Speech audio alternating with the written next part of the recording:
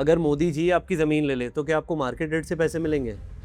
नहीं, बहुत कुछ और भी मिल सकता है, ध्यान से सुनना। Welcome back to our series land acquisition and compensation. आज हम डिस्कस करेंगे ज़मीन जाने पर कितना मिलता है, यानी सरकार अगर आपकी ज़मीन ले लेती है तो आपको क्या मिलेगा। जब गवर्नमेंट आपकी ज़मीन लेती है तो उसके लिए कलेक्टर साहब उसकी मार्केट वैल्यू निकालते हैं और उसके लिए वो ये 3 चीज़ें देखते हैं: सर्कल रेट, आसपास की सिमिलर प्रॉपर्टीज़ का एवरेज सेल्स प्राइस और प्राइवेट प्रोजेक्ट में कंसर्न अमाउंट। इन तीनों में से जो भी ज़्यादा हो। अब यहाँ एक मल्टीप्लायर लगता है। रूरल एरिया में 2 से मल्टीप्लाई किया जाता है, लेकिन ये डिपेंड करता है कि शहर के सेंटर से वो ज़मीन कितना दूर है।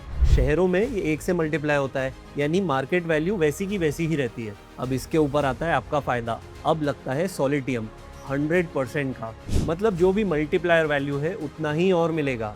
मतलब गांव की ज़मीन में ओरिजिनल मार्केट वैल्यू से 4 गुना तक मिल सकता है और अर्बन एरियाज़ यानी शहर में सॉलिटियम लगने के बाद ये पैसा 2 गुना हो जाता है। और सिर्फ ज़मीन नहीं, ज़मीन के ऊपर घर, कुआं, पेड़, खाली फसल, उनका भी अलग से मुआवजा मिलता है।